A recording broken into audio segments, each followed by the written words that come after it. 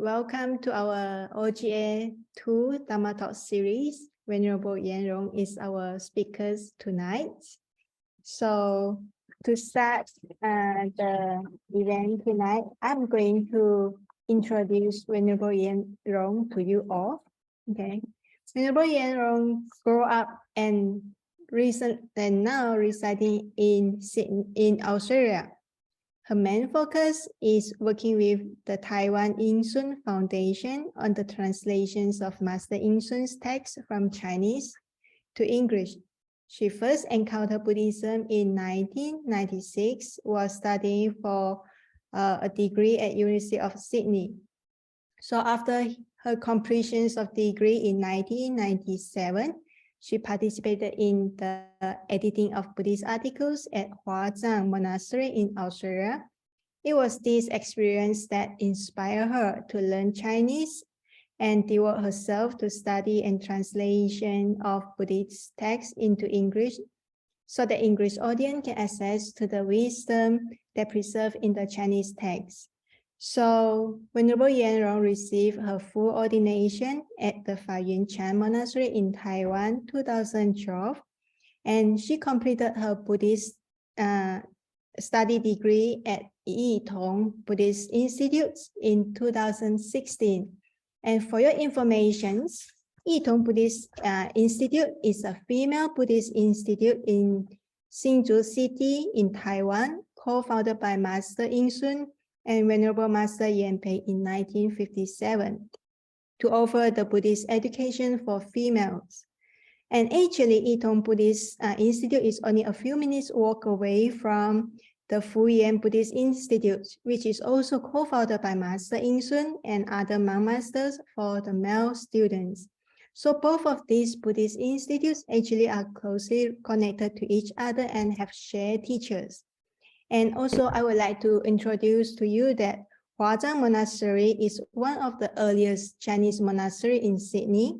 The founder is Venerable Zhang Hui, who has learned from Master nShu in Taiwan too.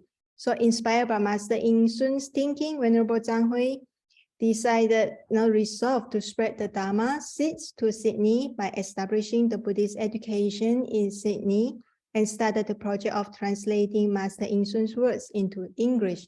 So I would like to say that Venerable Yanrong actually is one of the seeds that is brought from Taiwan and born in the land of Australia.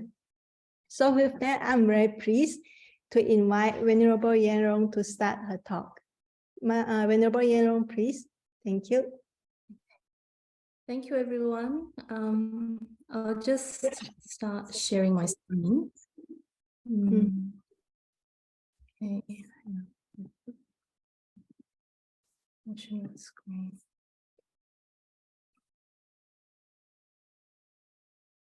Let me just get this.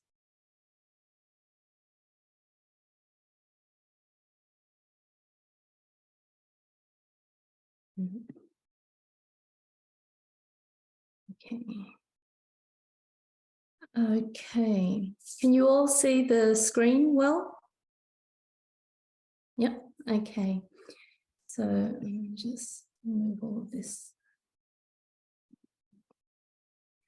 Okay, so a good evening to everyone in the US, and a good day or good morning to everyone else who's joining us from other parts of the world.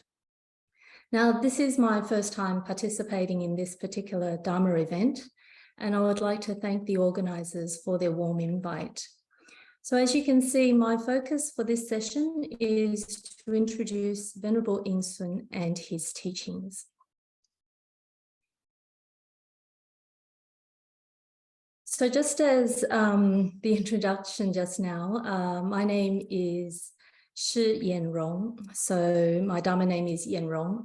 And in the Chinese tradition, once we become ordained from the point of being a novice, we take on the Buddha's surname. So that's the SHI, the Shi. And my current main focus is working with the nShu Cultural and Educational Foundation in Taiwan on their translation team. So From the picture, you can see that's the Buddhist college that I went to, Yitong Buddhist Institute in Taiwan.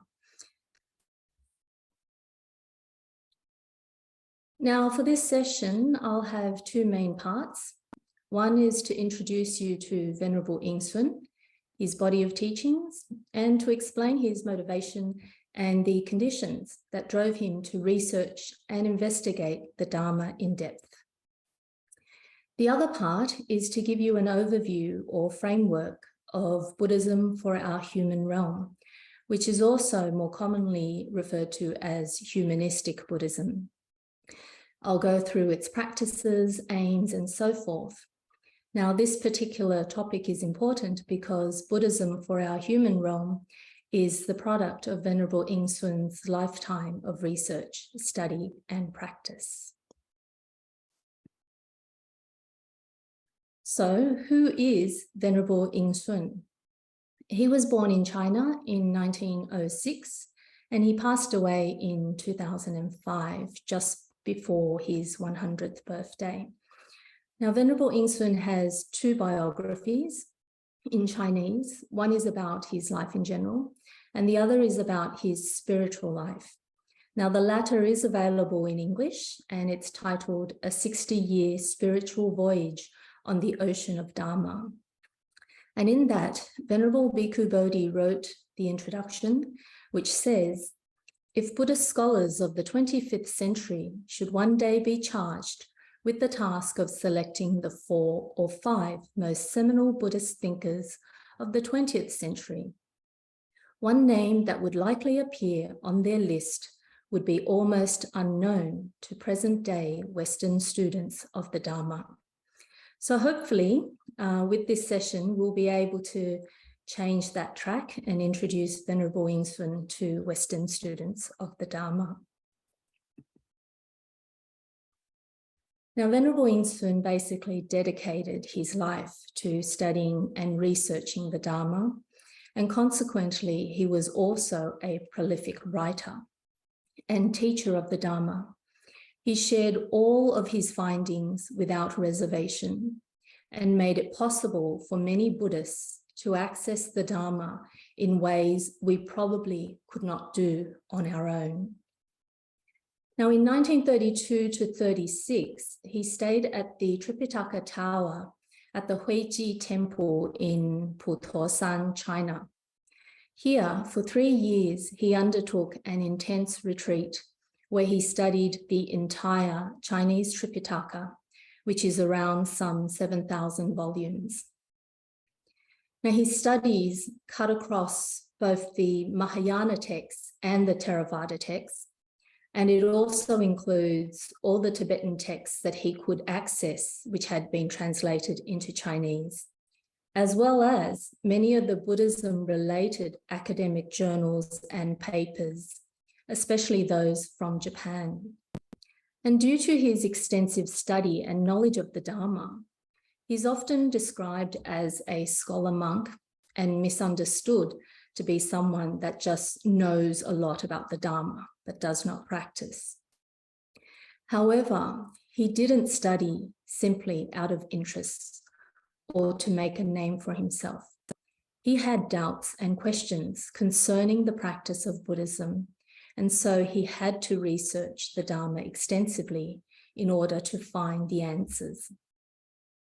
Now, the quality of his research and output and his teachings are reflected in the fact that many of the Chinese Mahayana Buddhist colleges and monastic training centers in Taiwan, they use his work as the fundamental and compulsory subjects in their teaching curriculum. And his teaching and focus on Buddhism for this human realm inspired many of the next generation of great masters, such as the founders of Fo Guangshan, Dharma Drum, the Tzu Chi Foundation, and many other Buddhist organizations in Asia. Now, in terms of the body of teachings that Venerable nShu has left behind for us, namely, there are the Miao Yun collection, the Hua Yu collection, the Yongguang collection. And apart from these, over the years, he has also produced what are called the black cover books and some other standalone books. And these deal with specialized and/or very advanced topics. The names of the Miaoyun, Huayu, and Yongguang collection are based on the names of the monasteries he resided at when he compiled these works.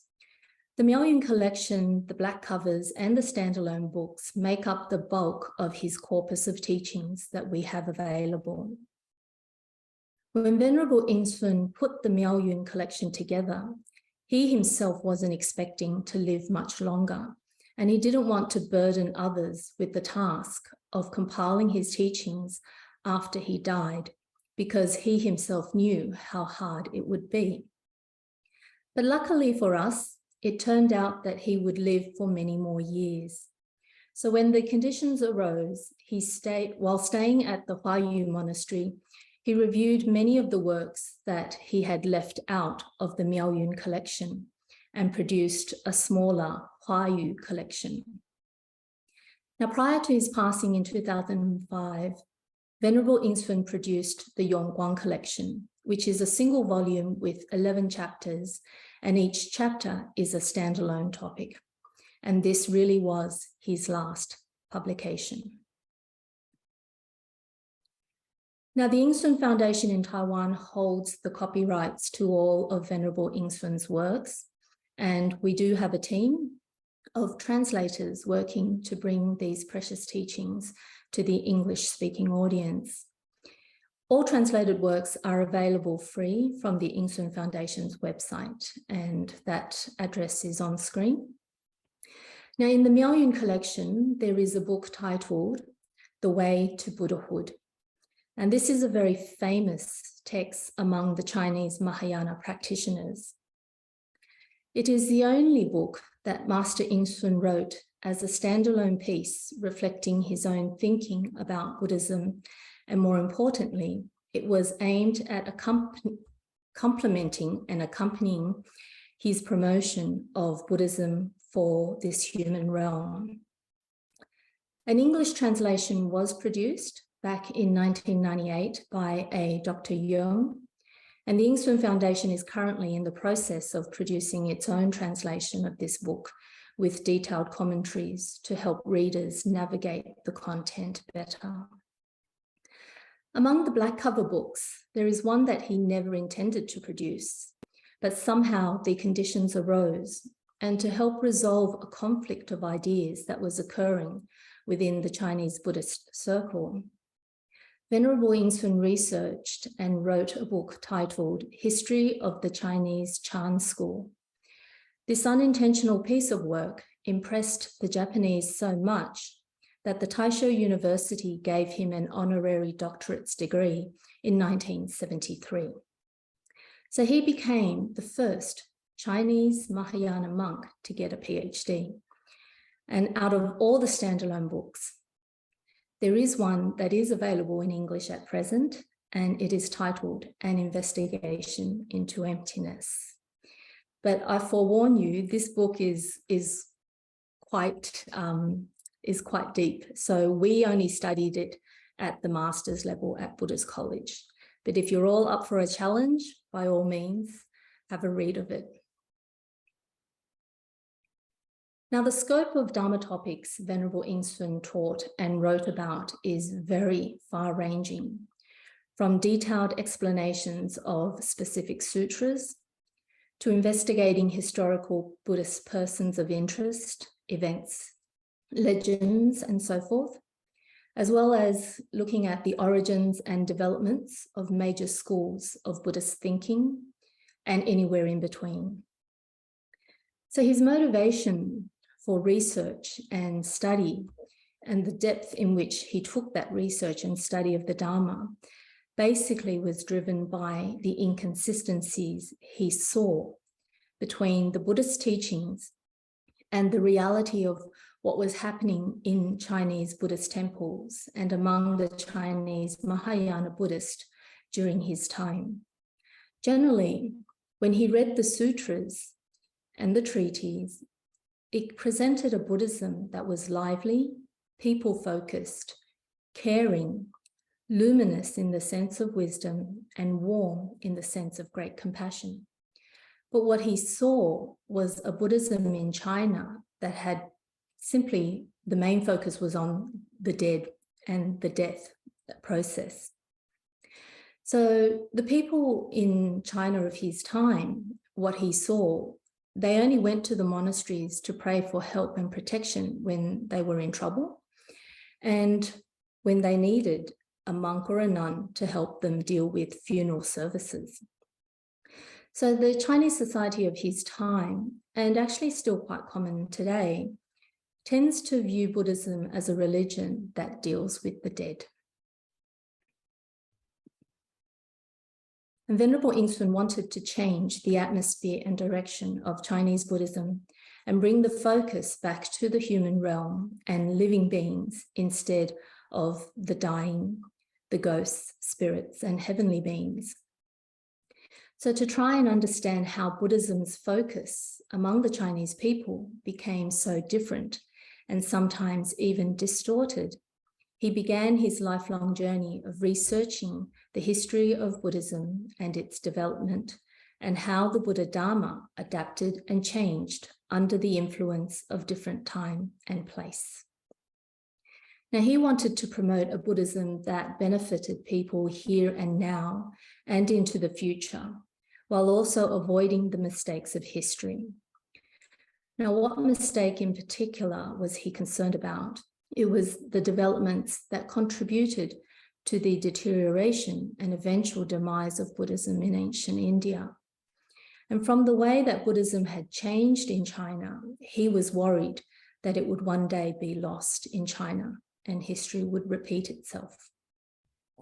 So with the guidance of his teacher, Venerable nShu, and through his extensive study of the Dharma, Venerable Yingsun concludes that the most suitable form of Buddha Dharma that he would like to promote was a Buddhism that focuses on the human realm. He chose to promote Buddhist teachings grounded in the simplicity and purity of early Buddhism and the practices and wisdom captured in the early Mahayana teachings. He aimed to direct Buddhism towards practices that focused on humans, that focused on the well-being of people and how we live our lives, how we connect with other people and interact with other beings and our environment. He saw this approach as the best way to revive Buddhism in China and correct the distortions that had been incorporated in the name of adapting to local culture. Through his studies, he was able to provide scriptural evidence to support the promotion of humanistic Buddhism. And the most important and well-known scriptural quote that you will often find in his writings is the following from the Agamas. All Buddhas, world-honored ones, appear in the human realm. They do not attain Buddhahood in the heavenly realms. When Venerable Yingsun read this sentence in the Agamas, he felt like his conviction was affirmed. As Mahayana Buddhist, we should place emphasis on the human realm and attain Buddhahood using the human form. Now, perhaps some beings do attain Buddhahood in the heavenly realms. After all, the universe is so vast, there is still much that we don't know. However, what we do know is that we are humans and we are here in this human realm. The Dharma that Shakyamuni Buddha revealed to us caters to us as humans. Now, let us turn to the topic of Buddhism for the human realm, or humanistic Buddhism. The framework for humanistic Buddhism put forth by Venerable Yingsun is that the practices and teachings promoted should, 1, remain in accord with the Dharma, or the truth, and 2, they should suit the time and place. These two aspects ensure that the teachings and practices taught to people can inspire them to develop confidence in the Buddha's teachings and the path of practice. People should be able to gain benefits in this present life, future lives, and ultimately gain the benefit of liberation. Now, there's a lot of information on this particular chart, and we'll go through all this in the following section. So let us first look at the aspect of according with the truth. A common view I have heard is that religions are all the same. They teach us to be good. On the face of it, the basic practices and teachings may look similar. Most, if not all, of the mainstream religions have teachings that tell followers to be kind and forgiving, tolerant, and tame their vices, and so forth. Now, these are worldly aspects of many religions. What makes Buddhism unique is the practice of wisdom. With the cultivation of prajna, we can gain liberation and transcend cyclic existence altogether. We can become equal with the Buddhas. Now, this equality is not seen in the other religions. The ultimate goal of practicing Buddhism is to gain liberation. And this is why the teachings and practices need to accord with the Dharma. They need to accord with the truth. Have you ever used a GPS system and it has led you astray? I've had people try to visit me at my location, which is a bit remote. And so they input the address, but due to the underlying misalignment of the GPS program, they end up elsewhere. So in the same way, if the teachings and practices we adopt do not align with the truth, then they will not lead us to the transcendental truth and the attainment of liberation. So where do we start? Essentially, this half of humanistic Buddhism requires us to learn and understand the Dharma teachings to establish our right view. Right view falls within the scope of wisdom, and developing wisdom is essential on the Buddhist path, whether you aim for arahatship or Buddhahood. Without wisdom, liberation is not possible. Moreover, wisdom is what guides our practices and virtues so that they provide benefit and not cause harm. Have you ever had someone offer you help, but the more they try to help, the worse the situation gets? Now, this is a case of having good intentions and a kind heart, but lacking in wisdom to guide that kindness. Now, in terms of content and approach, where does one begin when establishing their right view? We begin by listening to and reading the Dharma. Now, this should include the sutras and treatises, as well as the commentaries and teachings by modern masters. We need to analyze and discern these teachings and not just accept them because so-and-so taught it. Once we get a good and proper understanding, then we are developing our right view. This is important because establishing right view leads to right faith or confidence. Faith in Buddhism is not a blind faith. It is a confidence founded on wisdom. With right confidence, then our practices are meaningful and beneficial to ourselves and others. For all who are serious about learning and practicing Buddhism, we must take refuge in the Triple Gem. But taking refuge must be based on having the right view of the Triple Gem. This means to have a proper and deep understanding of the Buddha, Dharma, Sangha, and what it means to take refuge. One important note about taking refuge in the Triple Gem is that we aim to rely on them to improve ourselves, but ultimately we must exert effort. They cannot bless us and bestow on us wisdom and enlightenment. They are not a genie in a bottle and cannot simply grant us enlightenment. The Triple Gem are our teachers and our support. In the West, this may be a bit clearer, but for many Chinese and Southeast Asians who grew up being told that they are Buddhist, they don't have a clue about who the Buddhas and the Bodhisattvas are and look upon them as gods that can grant wishes if they pray to them hard enough or if they make enough offerings. Now, if you want to learn more about taking refuge in the Triple Gem, you can read chapter 1 of Venerable Ingsun's book, The Way to Buddhahood. That whole chapter is dedicated to explaining the Triple Gem and what it means to take refuge in the Triple Gem. Establishing right view also includes learning and understanding that in our worldly situation, there are the aspects of cause and effect or conditional existence for all phenomena. There are good and bad karmic actions and their results, which can cross over multiple lifetimes. There are past and future lives, and there are sages who are enlightened, and there are ordinary unenlightened beings. Now, these are basic aspects of worldly right view Buddhists should learn and understand, especially the aspect of karma, which many equate with fate.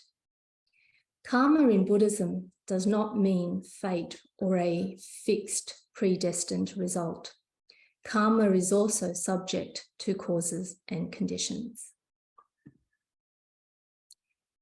Then there are right view concerning the transcendental state that we need to study and understand, such as the 3 Dharma seals of impermanence, no self, and nirvana, the meaning of emptiness, the 4 noble truths, as well as the various practices of the 5 vehicles, the 3, and the great vehicles.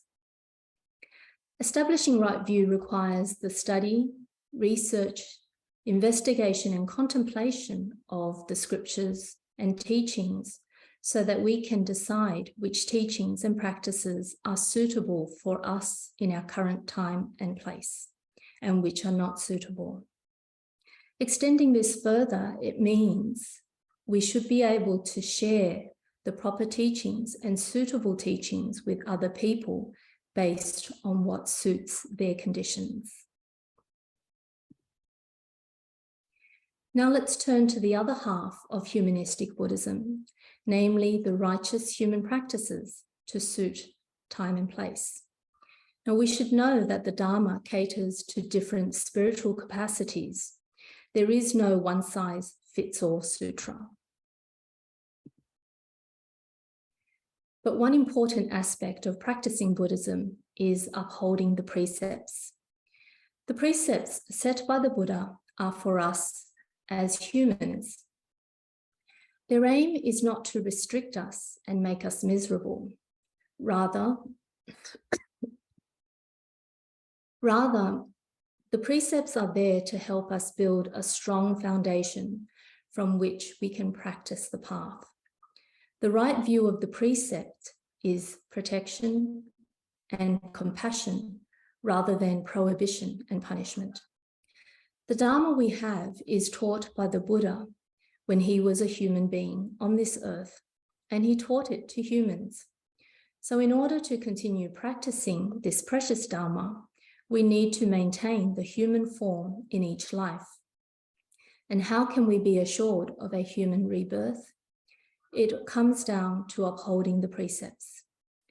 These rules, guiding our actions, speech, and thoughts, help us avoid bad karma that can lead us to rebirth in the lower realms. And instead, they guide us to create good karma that results in future births as humans or even heavenly beings. When we look at the precepts, they appear to restrict our actions and speech through direct prohibition of what not to do or what we can't do. But if you study the precepts carefully and contemplate what Buddha hoped we get out of each precept, you will see the training for the mind in terms of tackling defilements without the distractions of regret from bad deeds and repetitive unwholesome habits, the precepts help us establish a wholesome and conducive mental state for the practice of meditation, which then forms the foundation for insight practices to develop prajna. Now, Venerable nShu promotes the practices found in the early Mahayana texts. Namely, these are the practices embodied in the Bodhisattva path. The Bodhisattva path includes many practices, but they can all be categorized into the 6 paramitas and the 4 all-embracing virtues. So the 6 paramitas are generosity, morality, tolerance, diligence, meditative concentration, and prajna. And the 4 all-embracing virtues are generosity, kind speech, beneficial deeds, and cooperation. Now note here, kind speech is not simply saying nice words and avoiding harsh words. Kind speech refers to speech and language that can help people to change for the better. So in this sense, if a scolding is needed, that is also considered kind speech. But the motivation must be out of compassion and not from spite or anger or any other negative defilements. And if the scolding is needed, it must also be done skillfully, such that the person on the other end actually will benefit when they accept that scolding or reprimand. Now, there are 4 great bodhisattvas in the early Mahayana teachings, and they symbolize 4 important aspects of the bodhisattva path. We have Manjushri Bodhisattva, who symbolizes wisdom. There is the Avalokiteshvara Bodhisattva, who symbolizes great compassion. The Samantabhadra Bodhisattva, who symbolizes great practices or deeds. And the Kistagarbha Bodhisattva, who symbolizes great vows. Now, we should keep these underlying goals or qualities in mind and aim to bring out and perfect these qualities within ourselves. Another way to view these underlying qualities is from the unique human characteristics found only in us. The first is ethics and morals. Humans naturally have the ability to discern good and bad, right and wrong. Buddhist practices include the precepts that help us advance these morals, and importantly, the upholding of the precepts is grounded in the virtue of great compassion. Second, we have the quality of memory or the ability of memory, which relates to wisdom. We can recall things in detail from a long time ago, so we can learn from our past. This ability to learn allows us to develop and advance in ways that many other animals and beings do not. This aspect of wisdom and memory are perfected in the Buddhist practice to become prajna, which is the wisdom that can help us transcend this world and attain enlightenment. The third quality is intention or determination. We carry out actions and deeds with conscious intentions or motives, and we can maintain steadfast determination to achieve our goals. Animals can have intention, but these are driven by their survival instincts. In our Buddhist practice, intention is borne out in various vows. There are different vows for the different vehicles, which means different goals in a sense. And the greatest vow is the Bodhi vow of the Bodhisattvas, which is to learn from the Buddhas to attain Buddhahood, while also helping all beings to gain relief from suffering and eventually attain Buddhahood themselves. Now, these 3 aspects of great compassion, prajna, and the Bodhi vow are what Venerable nShu calls the 3 essentials in the practice of the Mahayana. All our practices should be grounded in these three essentials. And as we progress on our path, these three essentials should become greater, more extensive, and more profound. Therefore, the attainment of Buddhahood is the perfection of these three essentials, which is the perfection of the human character. So here's a diagram I put together to try and capture what has just been mentioned about the Bodhisattva path and its practices. The 6 parameters are the virtues that a Bodhisattva, a practitioner, aims to perfect. And the 4 all-embracing virtues are the methods that we adopt when we engage with other people.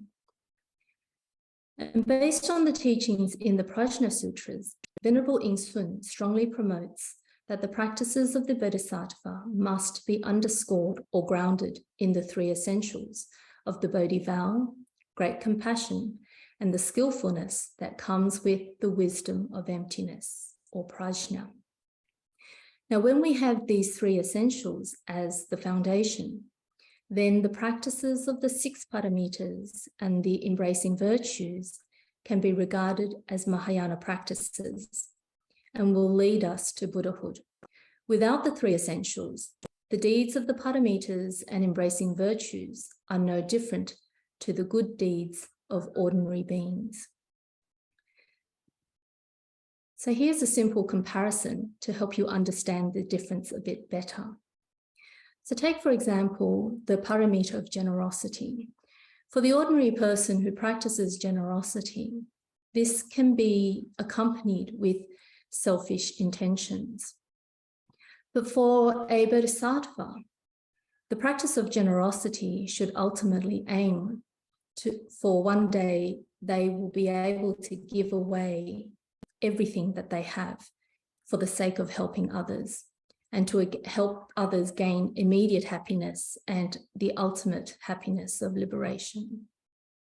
In terms of morality, now this is influenced by personal concepts of what is good or bad in the ordinary view. But for a bodhisattva, the precepts are upheld for the sake of protecting others, and if needed, the precepts are broken for the sake of protecting others.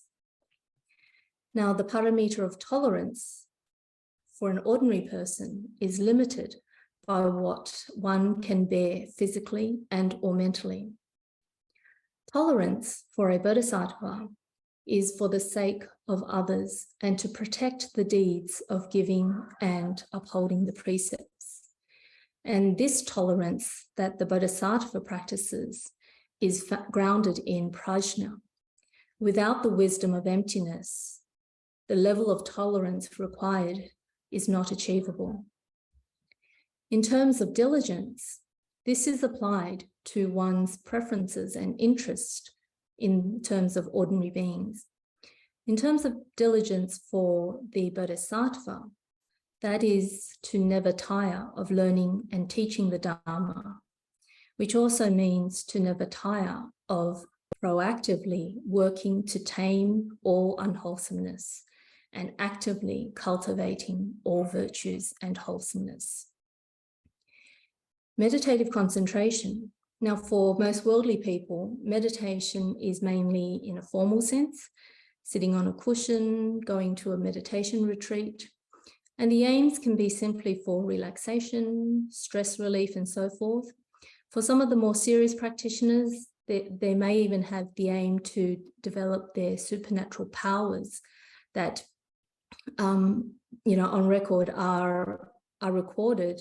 It's recorded that if your meditation gets to certain levels of jhana, you can begin to initiate supernatural powers because the concentration of the mind gets so strong. But for the bodhisattva, the development and practice of meditative concentration is part of the path to develop prajna. And meditation is not just sitting on the cushion. It should be applied in all aspects of our lives, whether we are eating, walking, doing chores, and so forth. We can also practice meditation while doing other things. And in terms of wisdom, from the worldly aspect, wisdom can be just having a lot of knowledge. And sometimes the focus of where we develop our knowledge is, again, based on personal interests or the needs of work. Prajna for a bodhisattva includes extensive investigation of all dharmas and the study of worldly subjects that can be of benefit to others here and now, as well as helping them attain liberation. So that's just a simple summary of the differences between practicing the paramitas from an ordinary perspective and from the bodhisattva's perspective. Now, the Prajna Sutras teach us that among the 6 paramitas, the first 5 are considered blind without the 6th paramita of prajna to be its eyes. So this highlights the importance of prajna in the bodhisattva practice. So to summarize what the direction of humanistic Buddhism aims for, we can compare it to our current way of living, as opposed to a new way of living. Now here, where you see the word renounced or true practitioner, the word renounced should not be limited to the monastic order. Here, renounced is to give up or to change from the worldly, selfish way of living and move to the Buddha's selfless, pure, and all-embracing way of living. So during the Buddha's time, given the situation of society back then, this new way of living was only really possible within the Sangha.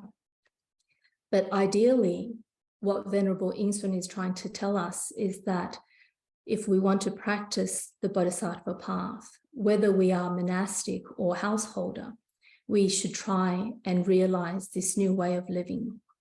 So for the ordinary person, the old way of living is to have many attachments to worldly things. In the new way of living, we try to detach ourselves and ultimately to transcend samsara. In the old way of living, we're very self-orientated and there are a lot of personal possessions. In the new way of living, we try to aim for selflessness or non-self, and the ultimate generosity where the concept of personal possessions disappear.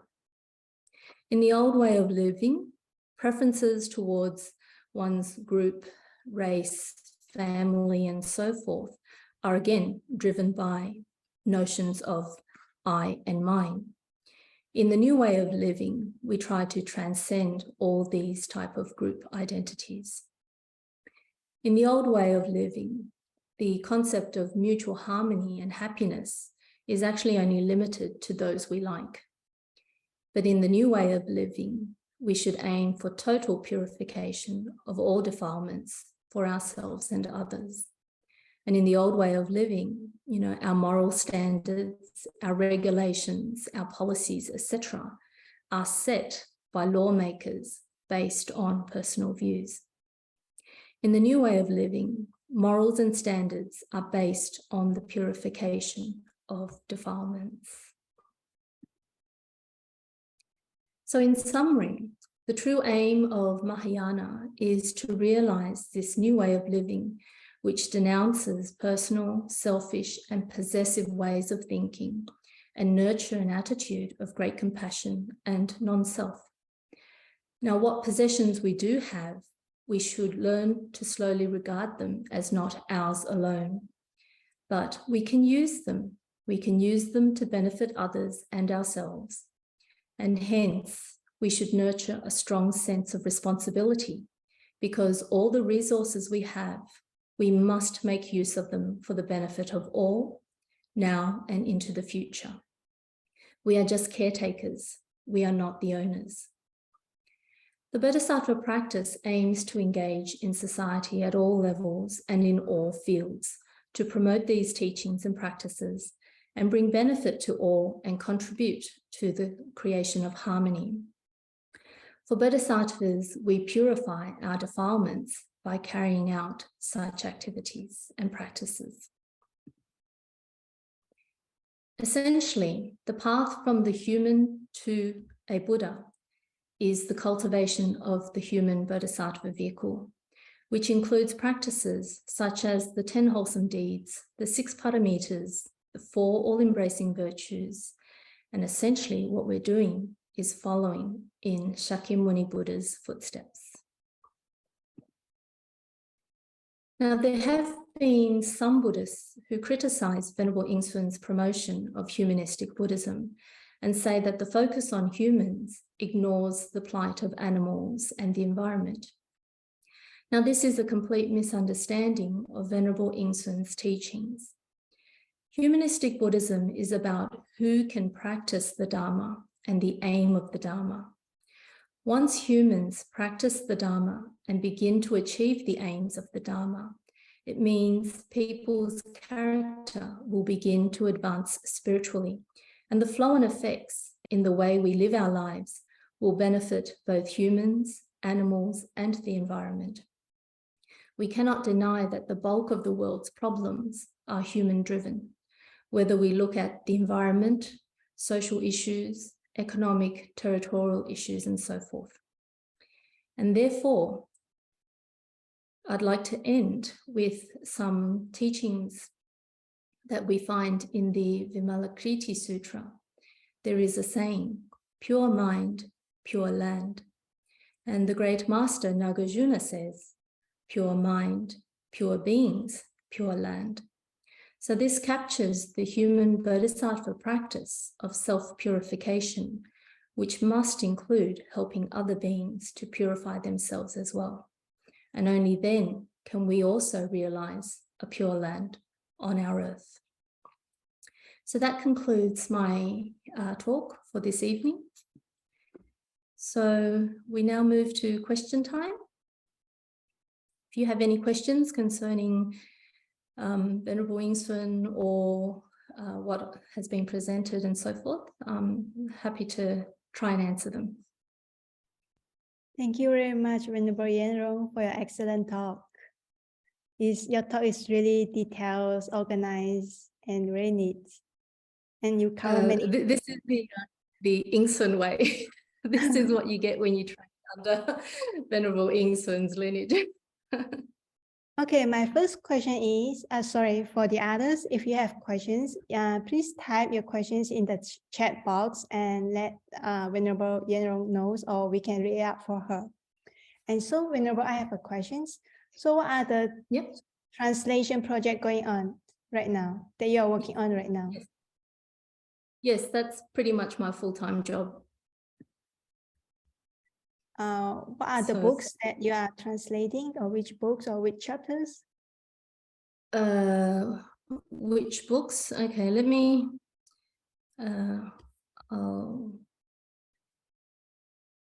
if I end this and I'll take you to, let me stop sharing first and I'll fix up, I'll share my desktop and show you. I have a question. Yeah, please. Okay, so if you can see on screen, this is the web page I had presented earlier. So on this web page, we make available all the translations that have been completed to date. So so far there's these particular individual articles come from mainly the Miaoyun collection, and so these are all available for download. Right down at the very bottom, you'll have, sorry if this, the actual books that I mentioned, the 60-Year Spiritual Voyage and Investigation into Emptiness. These books are available for purchase, and their purchase price is at cost. So Venerable Yingsun established his own printing house to print and produce all of his works, and made available either for free electronically or to purchase as actual hard copy or paper copies at cost of just to cover the actual printing costs. So this particular website is updated.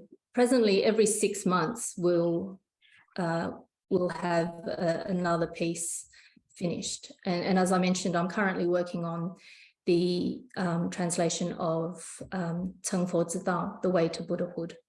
So I've done chapter 1 and I'm almost finished chapter 5, and then I'll do the in-between chapters. So hopefully that will be available in maybe a few years' time.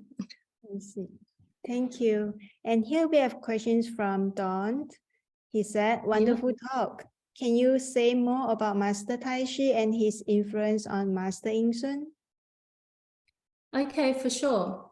So Master Taishi, okay, the relationship is, some people may misunderstand. Venerable Ying-sun took refuge under a different master. Some people think that Master Taishi is the master that Venerable Ying-sun took refuge and ordination under. So that's not correct. But Venerable Taishi was basically his primary teacher. And so in the early days, when Venerable Ying-sun was starting to teach the Dharma and share what he had learned from his investigations, he was invited by many various masters to take up teaching roles at the various Buddhist colleges in China. And it was at one of those colleges where he met with Venerable Taishi, and that encounter led to a very long relationship. So I guess for us as monks and nuns, you know, we have our master who basically, you know, gives us our ordination as a novice. And then we also may encounter some other masters that become our lifelong teachers. And so this was the case with Master Taishi and Venerable Ying-sun. Their relationship was as such, and so close that, yeah, many people misunderstand and think that Venerable Ying-sun is Master Taishi's disciple. But I guess most people could regard Venerable Ying-sun as being the closest to Master Taishi. And when Master Taishi passed away, it was Venerable Ying-sun who was left with the task of compiling his works. And it was from that experience, Venerable Ying-sun thought, I better not, you know, do the same to others. And that's why he went into retreat for a few years to compile the Miao Yun collection. So I hope that helps you a bit. Master Taishi did, at the embryonic stage, develop a lot of ideas that helped Master Ying-sun to then come up with his focus on humanistic Buddhism in that sense. So, you know, a very, very strong influence, one could say, in that sense. Both were revolutionists in terms of trying to revive Buddhism and steer it away from the focus of, you know, chanting services for the dead, exorcisms of ghosts and so forth and so forth. So, okay, thank you. And Charles asks, for those of us unfamiliar to humanistic Buddhism, what would be the best introduction to read? Okay,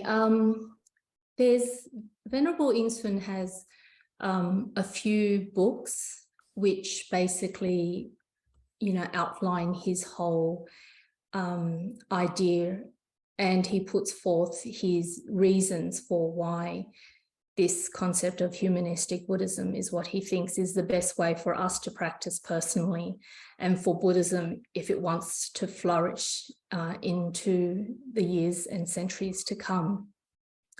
So in terms of the actual teachings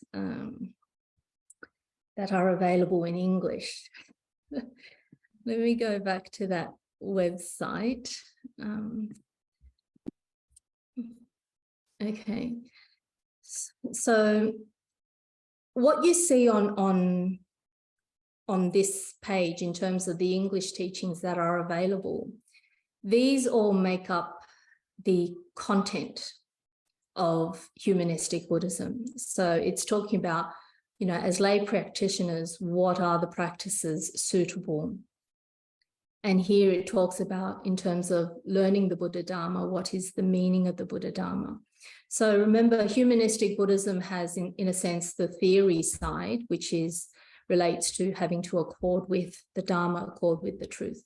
And then it has the practical sides in terms of what are we actually doing, what are the ways we live and what deeds do we do. So in terms of, if you're looking for an actual book that specifically says humanistic Buddhism and it outlines what it is, that in a sense is non-existent in English at present, because there is a Chinese book that refers to that, and it's called Qi Li Qi Ji Zi Ren Jian Fo Jiao. So the title of that is humanistic Buddhism that accords with the truth and time and place. So in that particular writing, it does talk about the whole concept of humanistic Buddhism. That's available in Chinese. And I know that Bodhi Monastery in New Jersey, their translation team have produced an English translation. I'm not actually sure how to get access to that. You'd have to contact Bodhi Monastery in New Jersey and see if they have it available electronically. But in terms of the actual content, the meaty stuff, that's all in here. That's all available in terms of these teachings that we have translated to date, because the focus of our translation is to try and produce the teachings that are practical and accessible for Buddhists in general. So we're not going anywhere near the black covers for the time being. I'd probably be dead before I'd get to those, because there's just so many actual teachings from Venerable nShu.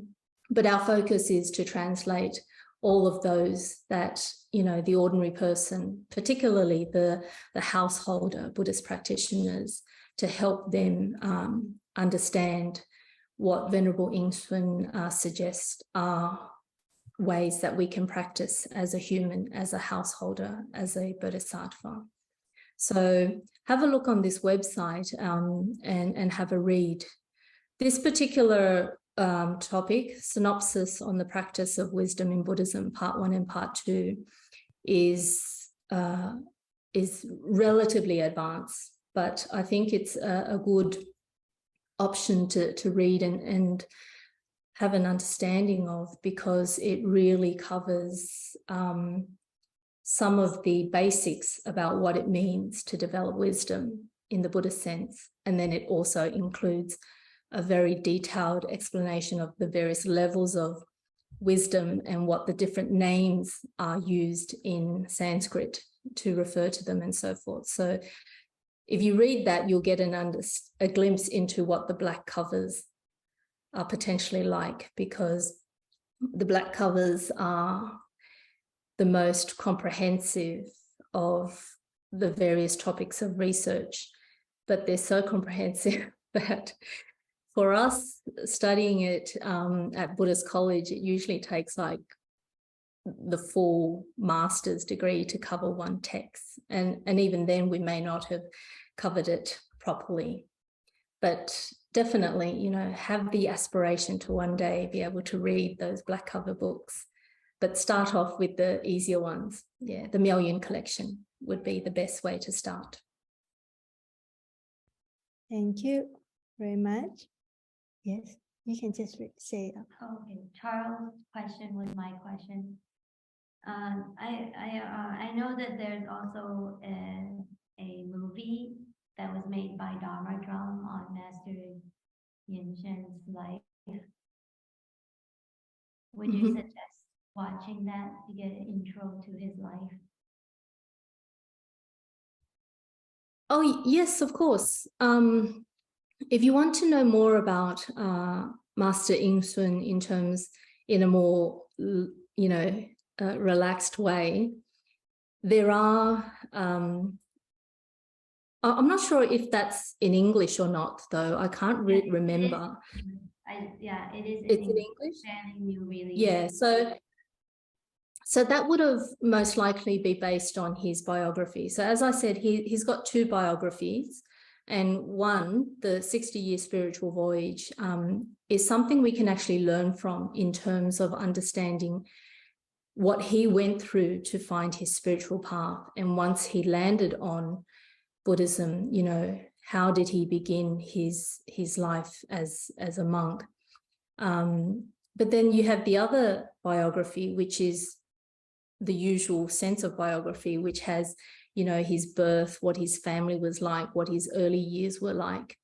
And from that, you can actually understand that when he does compare Buddhism to the other religions, he's not doing it blind, because he himself spent many years practicing a lot of the traditional Chinese beliefs. So some, on the borderline of what we could also call, witchcraft and so forth. And then many years dedicated to the study of Taoism as a Taoist. And then when he found that unsatisfactory, he spent a few years as a dedicated Christian. So he read the full Old and New Testament, and he was very religious, at that time, but ultimately he also found that unsatisfactory. And then he came across Buddhism. And finally, out of experiencing all those different religions in depth as what he regards a sincere practitioner, he found that only Buddhism was able to satisfy him. And that's why when he saw the threat of Buddhism being lost in China and following the path of, Buddhism in ancient India, he decided that with his ability in research and study, he wanted to dedicate his life to helping revive and preserve Buddhism the best way that he could. Yeah. So the Tzu Chi Foundation also has cartoons to depict his life, which you can also watch as well. And I think they do have English and Chinese version. Yeah, that one's in English and in Chinese. Yeah. Because the Tzu Chi Foundation's founder, Cheng Yan Fa Si, is his direct disciple. So she is his direct disciple. And she was inspired by his teaching that as a Buddhist nun, you're not only practicing for yourself, you have to practice for others and benefit others. And it was with that instruction, she now has established her whole, the Tzu Chi Foundation, which has both hospitals, medical training centers for nurses, doctors, and so forth, and disaster relief. So they're a global charity, fully focused on the direction that Venerable Ying-sun had instructed her to take. Yeah. Thank you. And next question for Venerable Yenrong. Are all Mahayana Sutras available in English? And if yes, any links that we can find online? And what are the main difference from the Theravada Sutras, please? Yeah, so the first answer is a definite no. Not all the Mahayana teachings, sutras, specifically, not all the Mahayana sutras are available in English. And that's just because I think unlike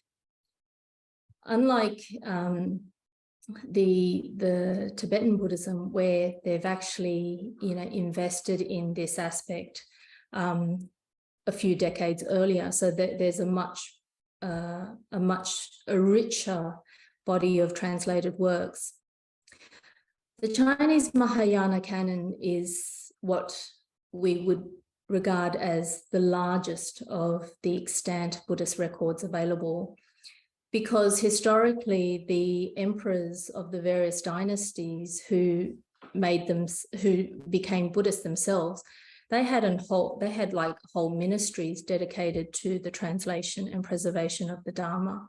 They would actually send monks to various countries to search for Buddhist texts and bring them back to China and then translate and preserve them. So that's why the largest extant canon available is in Chinese, and they're constantly revised with each dynasty. So you do have distinct differences between what we call the Tang Tripitaka, and then the Qing Tripitaka and the Ming Tripitaka of the various dynasties.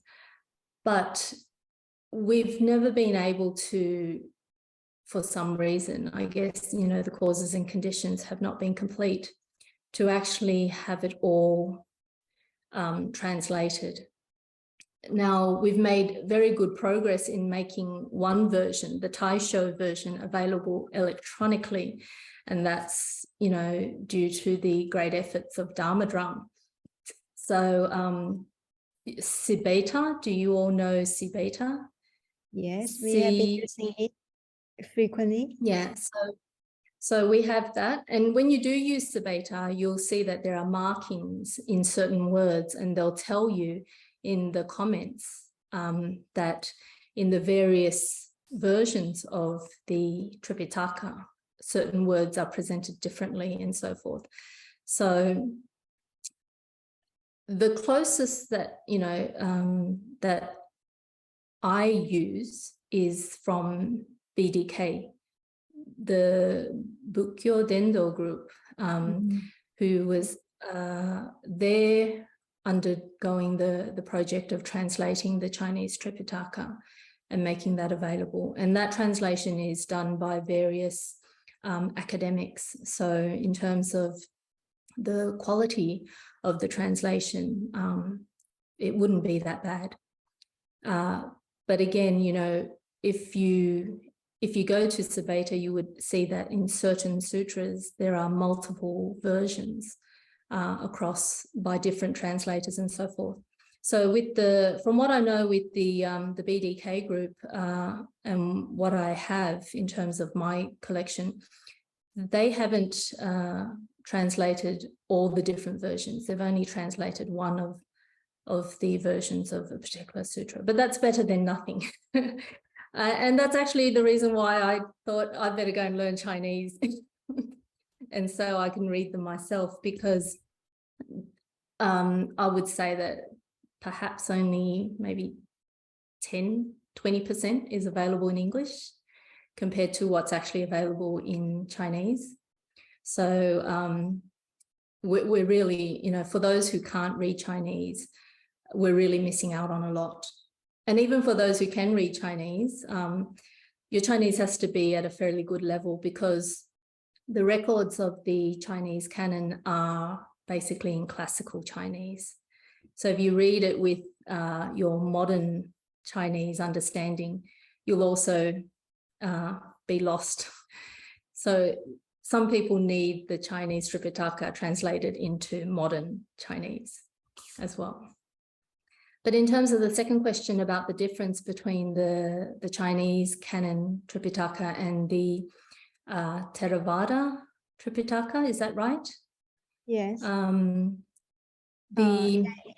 terms of volume, it in a sense it dwarfs the Theravada canon, because the Theravada canon is basically the Nikayas, whether it's the 4 or the 5 Nikayas. And the parallel to the Nikayas are the Agamas in the Mahayana canon. But then, so if you can imagine, you've got the Theravada Nikaya and then the Mahayana Agamas. And then apart from the Agamas, you then have the whole body of what we call the Prajna Sutras and the Consciousness Only Sutras and the Tathagata Garbha Sutras and teachings. And then you've got the whole body of the Chan teachings and so forth. So the Chinese Mahayana canon includes teachings and records by great Chinese masters over time as well. So they're not just limited to the Indian teachings when Buddhism was available in India.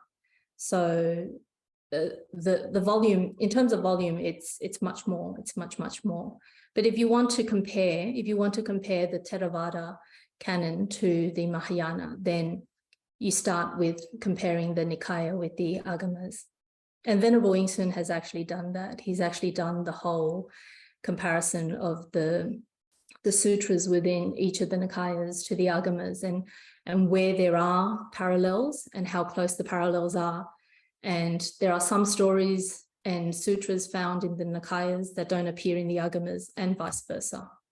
So, and to understand that, he then went back to look at the train of propagation, the way the teachings propagated to the south and to the north and so forth. So basically, but you know, Venerable Yingsun read everything. He didn't have a bias for Mahayana or Theravada or whatever. He read whatever Buddhism related texts he could have, but he began with the Buddhist sutras and scriptures. Yeah. So Venerable, you mentioned that for the non-Chinese speakers, then have to learn Chinese and have to have a very good levels of Chinese, okay? So how we can, for those who are non-Chinese, how can they support or contribute to your works or to the works done by all the team members in the Yingsun Buddhist Foundation in Taiwan?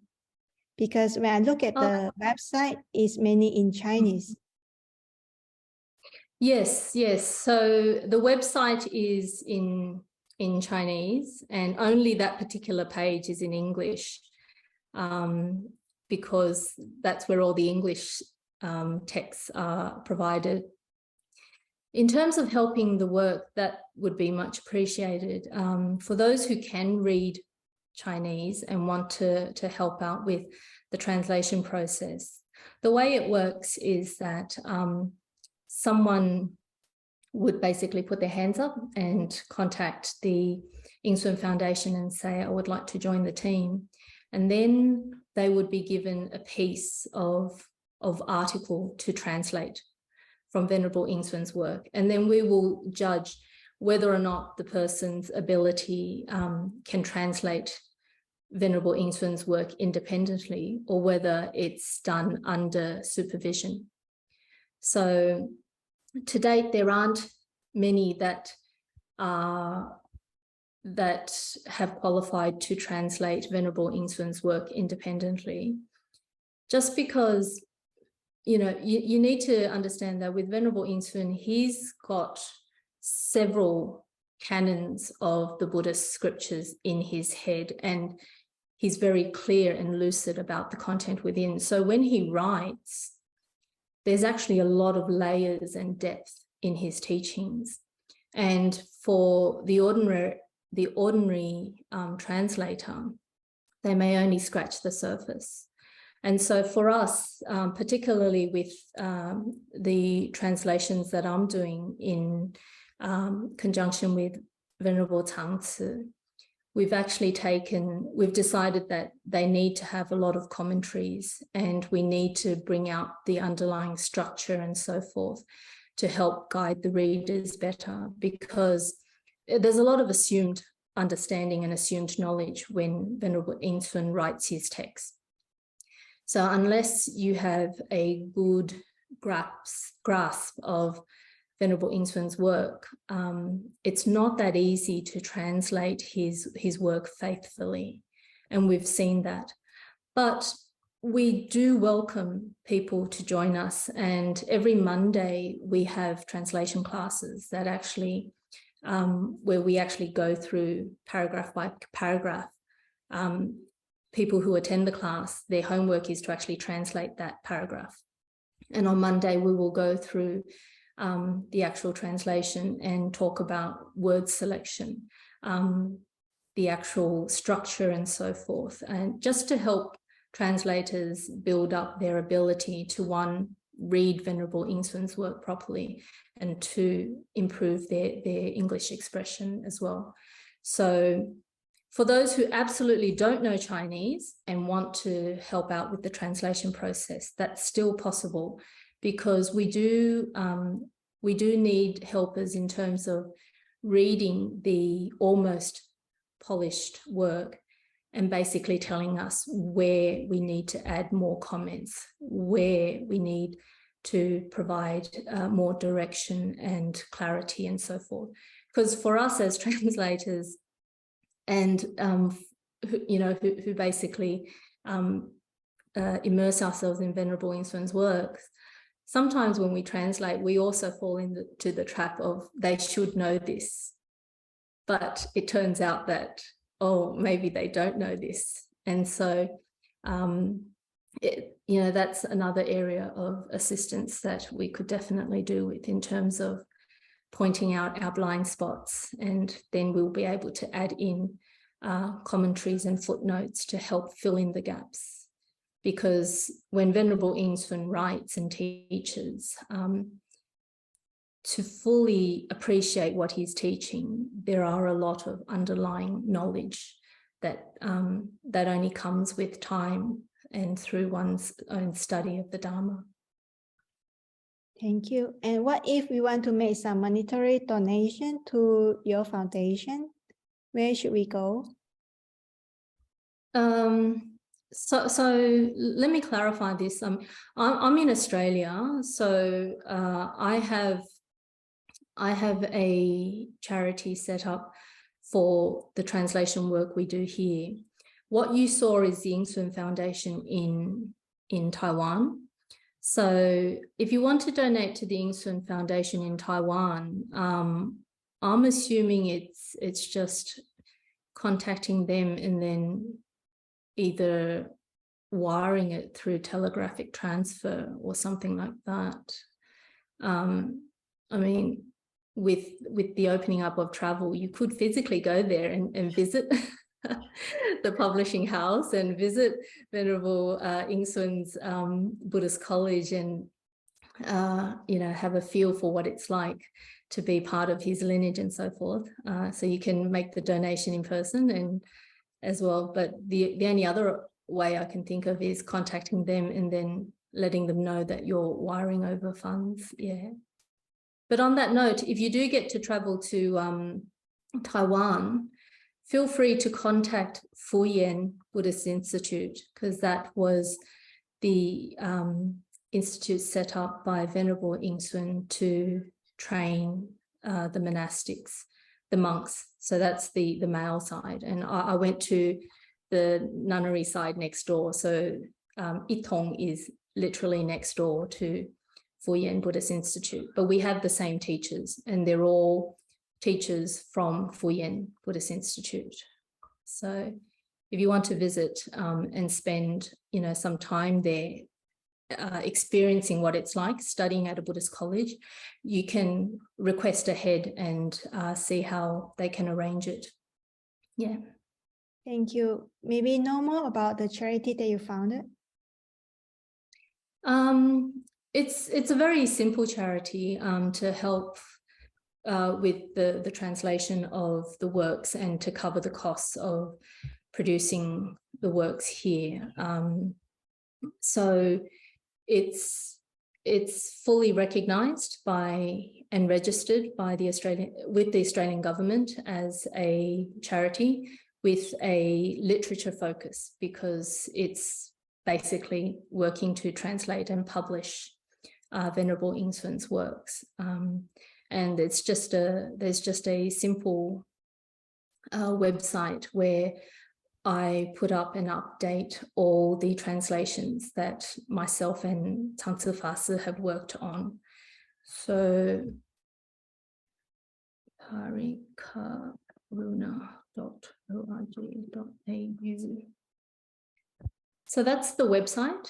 And there you will find pretty much the same articles as on the nShu Foundation's website, except that I update it a lot faster than they do. It's just because they're going through a Chinese web host who then sometimes take a bit longer. Whereas for me, I actually control the website. So once the work is finished and polished, it's basically up on the website and available for download that day. Yeah. So. Thank you very much for all your information and talks. It's really wonderful. So No, thank you. for Yes. our audience, do you have any other questions for Venerable Yanrong?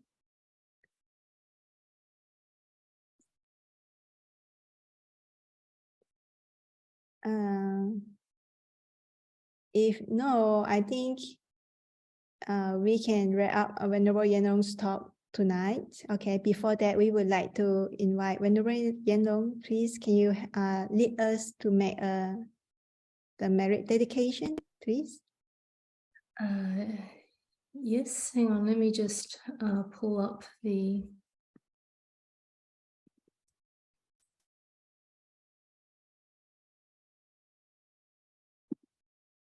Okay, can you see the screen? Yes. You all see the screen? Okay. Yes. So this is a dedication of merits based on the Chinese verse that we use quite often in Venerable nShu's lineage. So if we all put our palms together and if we just read out the actual dedication verse. I sincerely dedicate the merits gained from hearing the Dharma to all beings. May they gain true happiness and freedom. May they walk the path of liberation. Always be safe, well, and happy. With that, thank you very much. Thank you, everyone, for your time. Thank you very much again.